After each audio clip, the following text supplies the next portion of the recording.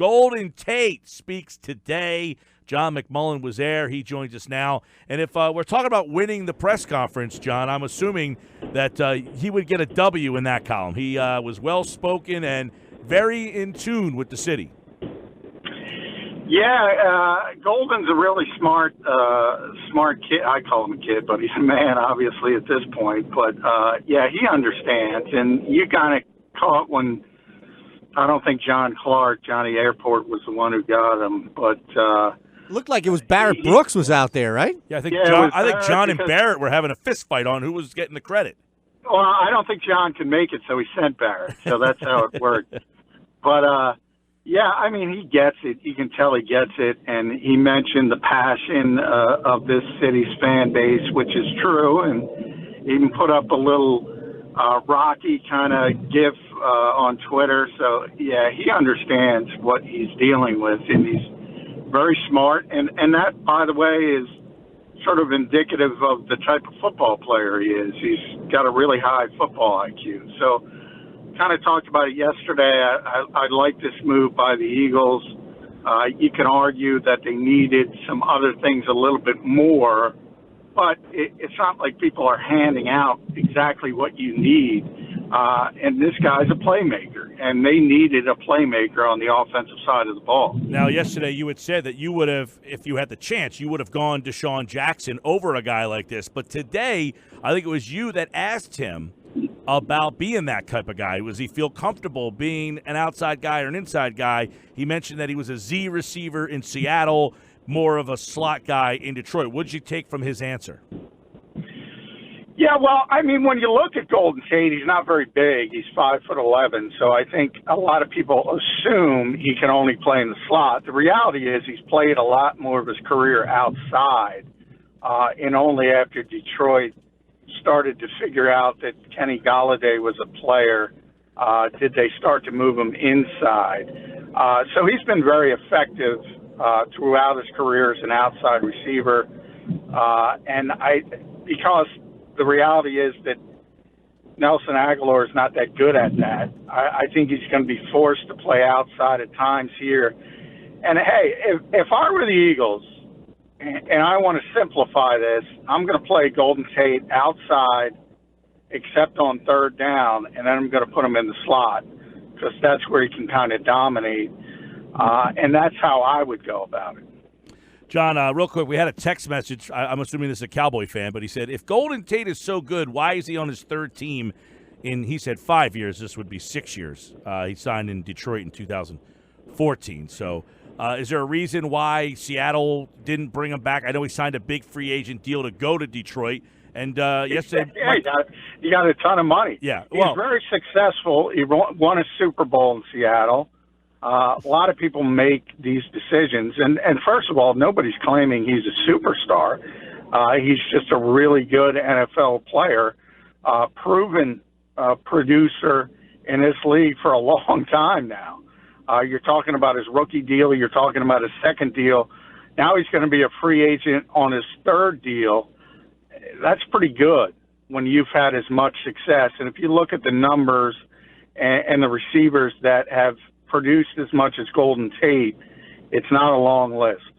John, one of the big things I'm looking forward to, and I know that it's a low percentage play that really pops off, but at the same time, I feel like, and you would know better, that this has been pretty much non-existent from a success standpoint, is the quick wide receiver screen. It's just getting the ball out laterally to Golden Tate and have him do something one-on-one on an island to kind of advance the ball, even if it's 6-7 yards. But that's something that I'm really looking forward to Golden Tate being used in this offense. Yeah, I mean, that's what he does. He's the top yak producer, yards after catch in this league, basically since he's been in Detroit. He talked about it today. I talked about it yesterday on the show. He's a running back. That's his background. He's got this extraordinarily powerful lower body that you just don't see in the average receiver. And he breaks tackles. And he breaks tackles that other receivers can't. And we talked a lot about how the Eagles have been using Nelson Aguilar as that manufactured touch guy. Hasn't worked very well if you put Golden Tate in those same situations, he's going to break tackles and he's going to get yards after catch. So that's going to make them a much better offense, again, especially in what he's been is a great situational player, a great third down player, and that's exactly what the Eagles have lacked this year versus last year when they were so dominant in situational football. Is it too early to start looking at how he'll be used specifically against Dallas's defense? Yeah, I mean, they're not even practicing this week. I mean, he's getting, obviously, the crash course on the offense, and the coaches are trying to get him up as far as philosophies, but the players themselves have the week off. They're not practicing. So, yeah, I mean, as smart as he is, and he even admitted he's not going to know the whole playbook in a week and a half. Sure. So it's going to be certain targeted things.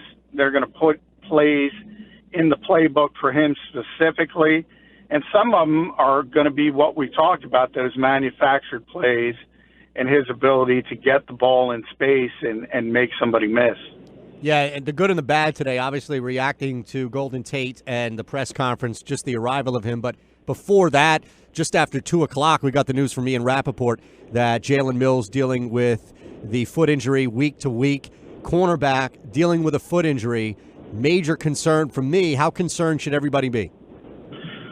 Well, it's interesting. I think you should be very concerned if Ian's definition of week to week is the same as Doug's, but I don't know if it is. Okay. What's different? Doug has specifically pointed to some Ian reports this year.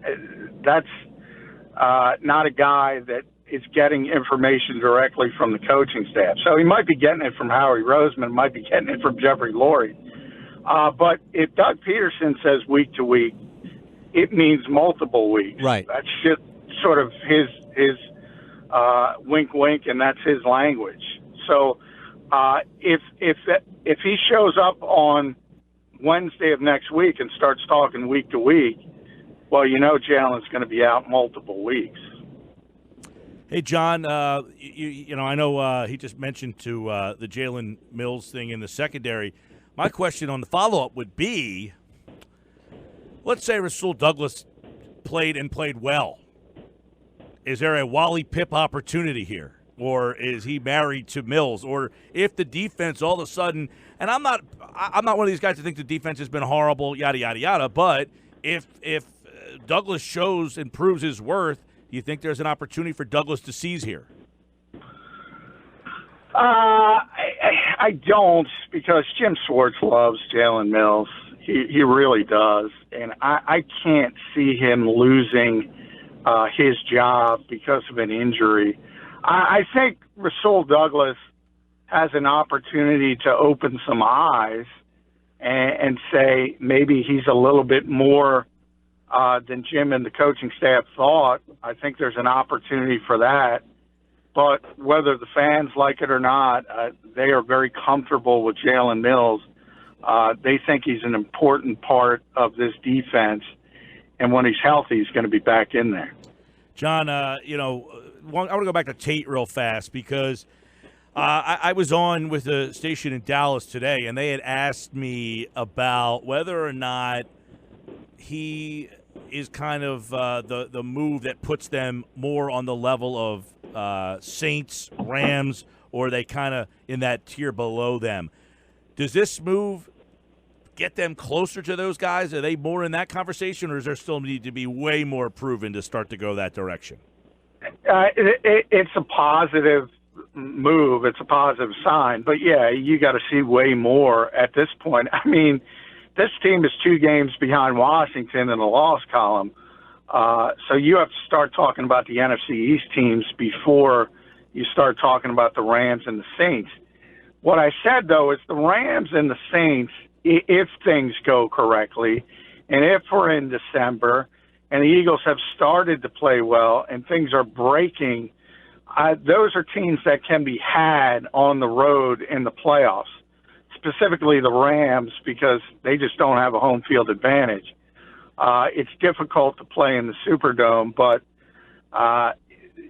and there's other issues with the Saints. So I think it's too early to say this is the move that puts them over, because they got to get healthy. They got to make sure those offensive linemen are back. And they got to make sure the secondary is patched up. But if things go well and all of a sudden this offense starts clicking, because, people talk about the defense. Through 8 games, I think the number was 149 points. They gave up last year at 7-1. And through 8 games this year, the number they've given up is 149 points. So it hasn't been the defense. It's been the offense, which is 27.3 to 22.3. One thing I don't know how they solve, and I don't know if there's an answer, John, but the issue, as you alluded to, with protection, especially because you're down Lane Johnson, Jason Peters banged up, doesn't mean that Vaitai or someone else could step up like we saw him do last year in that postseason run, but that's not sustainable every single year. I don't know. And I guess my question is, do you see a point in time in which a Vaitai could come in a spell role and play so well that a 75 or a 70% Jason Peters is no longer viable to put out when you have another tackle who can play better? No, because, yes, with a tackle who could play better, but I don't think that guy's going to be Vaitai. That's fair. Yeah. So then nobody on this team. Yeah, and then Jason, maybe Jordan Mailata a couple years down the road. But but I mean the last 8 weeks of this season or games for them. No, but I talk about it a lot. I mean, if you look all around this league, there is just awful offensive lines. And as bad as Vaitai can look at times, and even Sayamalu and Stefan Wisniewski, the Eagles, compared to other teams, have extraordinary depth on the offensive line. They really do. Other teams lose a player and they completely fall apart. So while it can get ugly at times, they generally persevere and put together and able to do some things. Now, hey, Lane Johnson is different. The numbers are pretty stark when he doesn't play versus when he does play. That suspension a couple of years ago, they were 2-8 when he was off. And Vaitai is just more comfortable on the left side than the right side.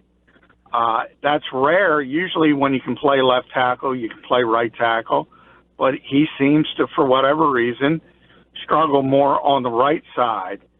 So then you have to start thinking about, hey, if Lane's going to be out for a month, maybe you move Isaac Sayamalu to right tackle, put Wiz back at left guard. These are all questions the Eagles have to answer. Ultimately, I think they're just going to put Vaitai over there, and it's going to be ugly at times. It is, but it could be worse. Quick question on the follow-up with Jason Peters. I'll give you 3 options. 0, 1, 2. How many years left does he have playing for the Philadelphia Eagles? 1. I think they would hope next year would sort of be his swan song, and then Mailata would be ready. That would be the hope. I think that's pie in the sky. I think he's so raw. But, you got guys like Ross Tucker and Baldy who think he's going to be in the Hall of Fame, and they played offensive line in this league. Maybe they're right. I've seen it before where you have these guys who are great athletes and tremendous size, and it just doesn't work out. So I think they're a long way from that, but that's their hope, that he's able to take over that position. But not next year. It would be 2020. Hey, John, halfway through this year, what is something that hasn't gone right that you expect will change? Everything on offense. Yeah, well, there's so much that hasn't gone right on offense. A lot of it is injury related, but their failure to be effective on third downs, which kind of told the story in Jacksonville. It turned around, and when they played well, it's generally they've had success on third downs, and when they played poorly, they haven't. That's situational football. That's what they dominated in during the Super Bowl year, and they haven't. They've been very inconsistent, and that's why a lot of people are excited about Golden Tate, because he fits in so perfectly as a third down player. I think it helps them in those areas, and that's been the biggest issue. You know, you could look around and say many people thought they upgraded this team, right? You know, they got Wallace. That was supposedly an upgrade. They got Nada. That was supposedly an upgrade. They were getting Hicks back. You know, that was going to upgrade the linebacking spot. What has been maybe the most disappointing thing about what was supposed to be a better roster? Well, I don't think it's necessarily the guys that have come in. I think if you look at Michael Bennett, he has been better than a Vinny Curry. He's been a very good player. When you talk about a Mike Wallace, I think he would have been better, but that's an injury. There's not much you can do about that. I certainly think he would have been better than Torrey Smith. Haloti Ngata, when he's been out there, has been the run stuffer you expect. The problem, again, is injuries. Darren Sproles injured again, played one game. So, to me, when you look at the team on the field, it's been the guys that have had career years last year, and they've come backward. And it's been a lot. And some of it has been a little bit. I use a player like Lane Johnson, who was the best right tackle in football last year. This year he's been good, but he hasn't been near at that level. Now he's hurt. We mentioned Nelson a lot. He looked like he turned it completely around, and now he's not playing all that well again. So a lot of guys, Jake Elliott, nobody talks about the kicker, how good he was, especially from long range. He's come back to the mean a little bit. So you had all these guys having career years, and they've come back a little bit. Tim Jernigan, what should we expect? Is he playing against Dallas? Howard Eskin says he is, but what does Howard know? Yeah, well, I don't think he's playing against Dallas. The hope would be that he is able to practice next week. Remember, they're not on the field this week practicing. Tim is eligible to practice coming off the NFI, but he hasn't done it yet. Mm-hmm. So I think, people are kind of reading into things and saying, well, the Eagles didn't get a defensive tackle. They need a defensive tackle. Maybe that means Tim Jernigan is coming back. And maybe he does come back, but he's going to need a couple weeks of practice. Guy has done nothing since he injured his back lifting weights. No off season, no practice whatsoever. He's not going to show up next Wednesday and be ready for Dallas. The hope is he would be on the practice field and then maybe ready the week after or the week after that. They get Tate. Does that change Hollins, that decision, Hollins-Wallace, or do they hope to get at least one of those guys back? And if they get one of them back, does it matter? Does either one of them have? I guess Wallace might have a role, but does Hollins coming back, is that inconsequential? Does this now mean that they can wait for Wallace? Yeah, it probably does mean they can wait for Wallace. It does. So I do think it would hurt Mac Hollins more if they were trying to speed up and they just needed a body on the outside. So I do think it affects him. And one guy who I think is coming back that nobody talks about, and Doug said Monday, first name out of his mouth was Richard Rodgers. And nobody thinks anything of him, but I've talked about it all year. The Eagles do not have a tight end that can block. And while Richard Rodgers isn't Brett Selleck in his prime, he at least has a big body. He can play that inline tight end role. He's a veteran. He knows how to do it. I think he's coming back in one of those two spots. That'll be interesting because they've got two tight ends. Goddard's a guy that people keep saying, how do you get him on the field more? You add a third tight end to the mix. I guess he was on the field. You would pretty much know what was going on. Hey, they're running the ball. Yeah, but that's what the NFL has become. There's so few tight ends, old school Y backs who are in line and the ones who do that, that's, you kind of know they're out there to block and run the football, but it's still pretty effective because you don't see it that much as a defense. And defenses have responded to all the spread offenses by putting more athletic, undersized linebackers, guys who have been safeties in the past and now are linebackers. So those guys, it doesn't matter if you know they're blocking. Sometimes it's really, really effective anyway.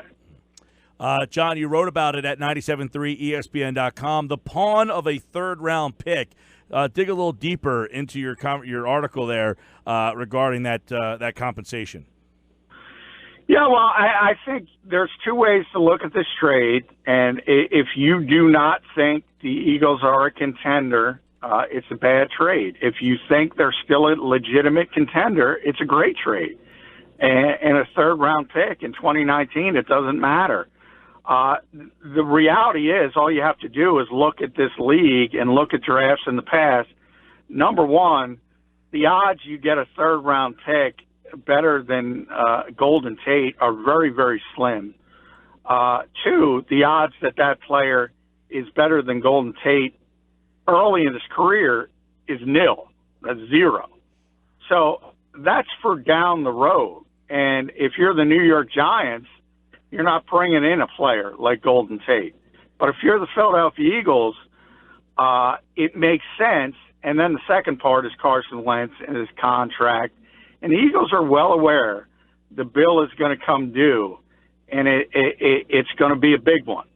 And when that happens, and they have to sign him to an extension, all of a sudden the window to build up a roster closes a little bit, and you have to do things in a different way. Then you have to hit on your draft picks.